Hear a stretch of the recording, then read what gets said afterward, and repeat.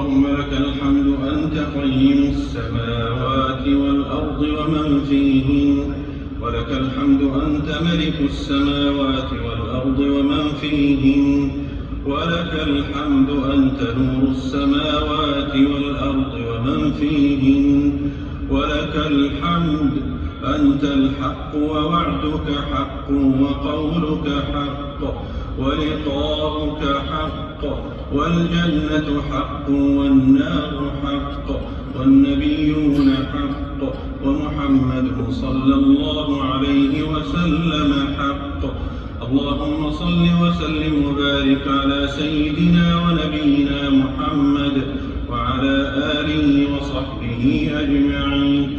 اللهم اهدنا فيمن هديت، وعافنا فيمن عافيت، وتولنا فيمن توليت، وبارك لنا فيما أعطيت، وقنا شر ما قضيت، فإنك تقضي ولا يقضى عليك، إنه لا يذل من واليت ولا يعز من عاديت، تباركت ربنا وتعاليت. اللهم أحسن عاقبتنا في الأمور كلها، وأجرنا من خزي الدنيا وعذاب الآخرة. اللهم أصلح لنا ديننا الذي هو عصمة أمرنا، وأصلح لنا دنيانا التي فيها معاشنا، وأصلح لنا آخرتنا التي إليها معادنا، واجعل الحياة زيادة لنا في كل خير، والموت راحة لنا من كل شر، والموت راحة لنا من كل شر، والموت راحة لنا من كل شر. اللهم إنك عفو تحب العفو فاعف عنا. اللهم إنك عفو تحب العفو فاعف عنا. اللهم إنا نسألك فعل الخيرات وترك المنكرات وحب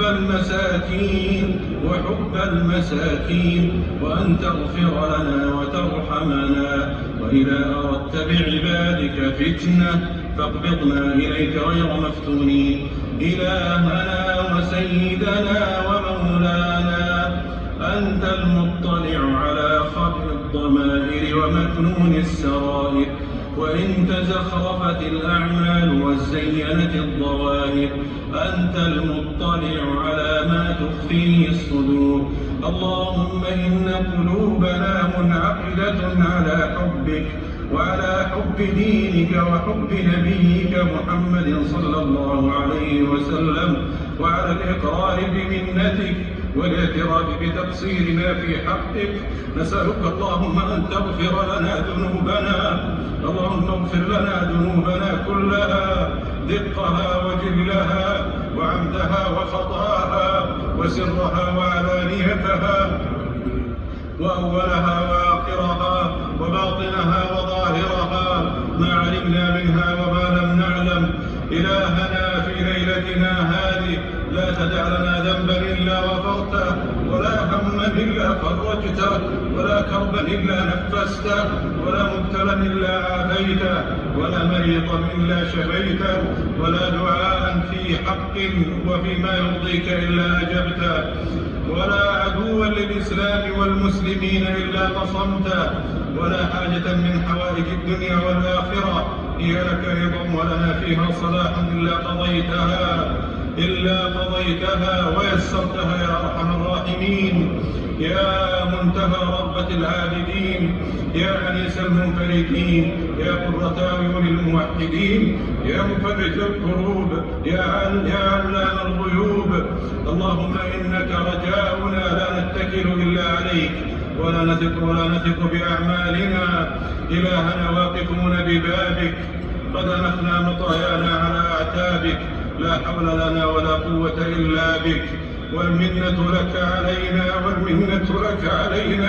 فاغفر لنا وارحمنا واستجب دعاءنا وحقق فيما يرضيك رجاءنا. هذا دعاؤنا ومنك الإجابة. وهذا جهد المقل الفقير الضعيف، ومنك التوفيق وهذا العمل وعليك التكلان.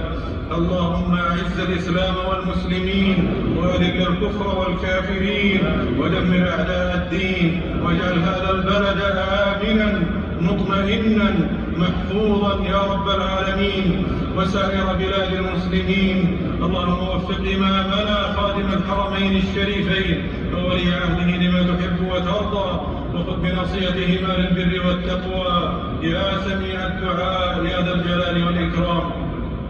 اللهم اجعل في أعمالهما البركة والخير والسداد، واجعل فيها الخير والنفع للعباد والبلاد، ووفق ولاة أمور المسلمين أجمعين لما فيه خير الإسلام والمسلمين يا رب العالمين. اللهم إنا نعوذ برضاك من سخطك وبمعافاتك من عقوبتك، وبك منك لا نحصي ثناء عليك، أنت كما أثنيت على نفسك. اللهم صل وسلم وبارك على سيدنا ونبينا محمد وعلى آله وصحبه أجمعين، وسلام على المرسلين، والحمد لله رب العالمين.